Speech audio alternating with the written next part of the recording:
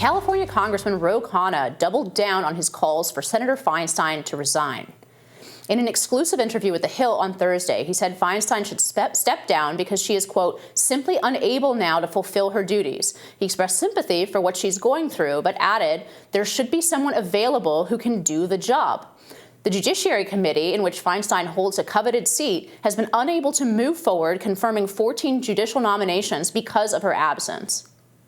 Earlier this year, Feinstein did confirm that she would be retiring after her term is up in 2 years, but her absenteeism has drummed up rumblings that she should consider stepping away sooner. Regardless, her departure trees up an even more heated race for her seat, and that is already in progress with fellow California Democrats, including Representatives Adam Schiff, Katie Porter, and Barbara Lee have already thrown their names into the hat. Okay, so we've been wanting to get on this subject for a while. Yes. So we have here a senator of the most populous state in the union, right? One of two senators that got elected in California, and has to do, like, let's not forget that the job of a senator is not just the legislative, right? It's also constituent services, right? If you're a business in California, you need something to be done, or you need to request some kind of constituent service, like, presumably those things are not happening either. Right. She's been basically absent. And so what do you think about all of this? I mean, should she resign immediately? Is Congressman Khanna right? Or, was she elected? And I know Obama came in and endorsed her and said, no, we're gonna do one more term with Feinstein. I mean, where do you stand on all this? So I'm leaning towards Khanna, and I do think it's a little different than the McConnell situation, because McConnell says he's coming back next week. Whereas when we look at someone like Dianne Feinstein, there's really no direct timeline on when she's going to come back. And she's holding up all these judicial nominees, and she's holding up, something that Democrats definitely want, particularly with the cases on mifepristone and all these kinds of things. Like, Democrats really want judges in those seats. And I think the nation needs judges in those seats. And so she's holding up the Judicial Committee. Now, I do think Khanna has his own agenda for what he's doing here. And I'm a huge fan of Khanna. I'm like big fan. But I think part of what Khanna wants to do is he knows that the person who is appointed to that seat by the governor will have an inside track into winning the seat later. He knows that Gavin Newsom has said he's going to appoint a black woman to that seat. There's one black woman in that entire race, someone who Khanna works very closely with, and Khanna is backing in this race, and that's Barbara Lee. So I think it's pretty clear that, of the choices that Gavin Newsom would have to put in that seat, Barbara Lee would make a lot of sense, so there's a good chance that he'll choose Barbara Lee, and then Barbara Lee will have to run against Katie Porter and Adam Schiff, who probably have a higher profile than her, even though, of all the people we've talked about the Iraq War. Barbara Lee was one of the few people after 9/11 who said, wait, hold up, maybe we shouldn't invade Iraq. But everybody called her un-American and said all kinds of things about her. And she stood firm on that. And that was a really important moment. It was just Barbara Lee. So she definitely has some, gravitas in terms of her judgment. And I think that she would have an argument, but she is has the lowest profile when we're talking about Adam Schiff, who everybody has seen numerous times for the last 4 years because, everything was Trump. And then, of course, Katie Porter has branded herself with her whiteboard, which I love. This would definitely help Barbara Lee moving forward, and I think that's why Khanna wants to do it. Yeah, I mean, there's two separate questions here, right? I want to ask why, because it seems to me that if she does resign, right, you need consent, usually unanimous, from Republicans, in order to appoint a new person in her place, both for the committee, right, for her slot in this committee.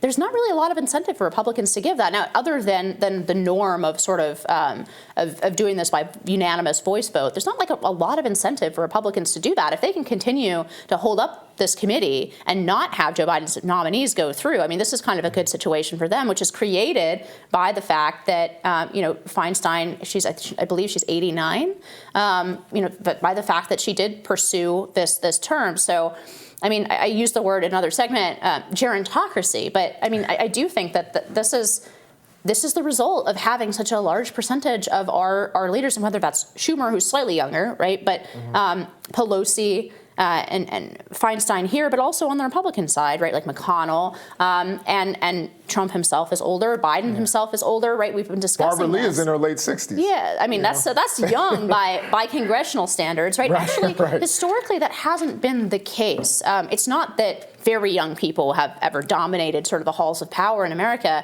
but historically, I don't know that it's ever been the case that so many of our top leaders are either 80 or over 80 or pushing 80. Yeah. And I do think there's a problem there because, it's just the fact that people who are 89 are going to have health problems and they're going to not be able to perform duties that take an enormous amount of dedication and time. Yeah, no, I agree with that, some of these people have to take it upon themselves. I don't want to be ageist and say that, you can't work over 80, but I think some of these people need to, again, put country above their own personal, desires and say, look, I'm going to leave this position. I'm going to allow for somebody younger to come in, whether that person is 65 or 35, who knows? But, at 35, you've got 20 years of work ahead of you, or at least 15.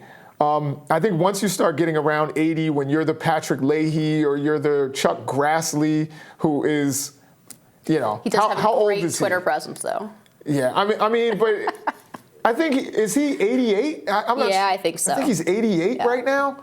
Like, come on, and he's going to run again? Like, I think he's trying to break a record. I think that's literally part of his motivation, is to say he's, the longest serving or the oldest senator in American history. But, I think that we do need for some people to be responsible and say, look, I can spend this time doing other things. I can advocate from the outside. I can, do other work, but I can't hold up the levers of government with my advanced, frail age. Now, I think you have a good point about, Republicans not having an incentive to actually fill that seat. That would be very McConnell-esque of them to try to hold up some of these judicial appointees. But at the same time, what we've heard from Dianne Feinstein is that she's saying, have someone replace me. And I don't know how that works procedurally, whether they can that's what they need the vote for. So they need the vote. They're going to need a unanimous vote in order to replace her with another Democrat. It's not clear to me that Republicans should give those votes, right? At least not easily or without asking something in return. I think there's an interesting generational dynamic going on between the two parties right now. So you mentioned earlier, you mentioned like the new generation of Democratic elected officials, right? The squad, right? These are all people, I think AOC's 32. They're primarily millennials. 24, 25? Yeah, so millennials, and then even increasingly, I think we'll see Gen Z coming up behind there. It's interesting to me that all of the new faces in the Republican Party, all the up and coming, your Governor Ron DeSantis, Senator Tom Cotton, right, Josh Hawley, all these guys are Gen X. And I think there's an interesting generational shift here where in the Democratic Party, it's going straight from boomers almost exclusively to millennials, who are a much more left-leaning generation, whereas Gen X in polls is taking a very sharp conservative turn. Comparatively to their previous votes and also comparatively to boomers, right? So I think it's going to be really interesting. I think actually their politics 10 years from now is going to look a lot like Gen X versus millennials, I think. Yeah, no, that's an interesting point. I definitely can see where, Gen Z has a completely different worldview than a lot of, Gen Xers and others, like people that preceded them. And I think that that's kind of the natural evolution, right? I mean, generally when people get older, they start getting concerned about taxes and they start to become more conservative. So I think, I'm not sure that this is radically different than what's happened in the past. I think younger people, like 20 years ago, the Josh Hawleys of the world, I can't say specifically about Josh Hawley, but that generation of people were, anti-war. I'm not so sure that some of those older people are those same anti-war voices, or, the people that were anti-war and going out there and were far left in, 2000 or 2002 or 2003. They're not still in that same place politically that they were then. So I think that sometimes with age you evolve politically, and usually it evolves to being more conservative. So, I mean, two points to that. One, certainly culturally, the politics of the country have moved left. So you could theoretically stay in the same place, and then you would be placed in the conservative spectrum where you weren't before, just by. See, I disagree. The Overton parameters window are changing around you. But just a second point is that that's just not what we're seeing. We're seeing a hard break in polling, and there are long-term polls that track sort of where someone is from. They do a Democratic Republican, which is an imperfect spectrum, but let's go with that as the proxy for right and left for now. What we're seeing is, like, you can track boomers over time, like what percentage of boomers were voting Republican versus Democrat when they were 30. And right. What we're seeing is millennials, so Gen X is getting more conservative than boomers were at the same age. In other words, they're swinging more Republican than boomers did at that age and that similar part of their sort of political lifetime, right? And then what we're seeing with millennials, and then to a lesser extent Gen Z, just because we don't have enough data on it, is this hard break where millennials are continuing to get more and more liberal and vote more and more Democrat. So, like, it's not the natural evolution, is what I'm saying. And I think, personally, I think that has a lot to do with the university and K-12 system and the changes in curriculum that have happened over the past 30 years. Well, that would lead us into a long conversation. I would say that the Overton window has actually shifted to the right. So I guess it depends on who you ask. But one of the things that is without question is that we will be back with more Rising, with more to discuss.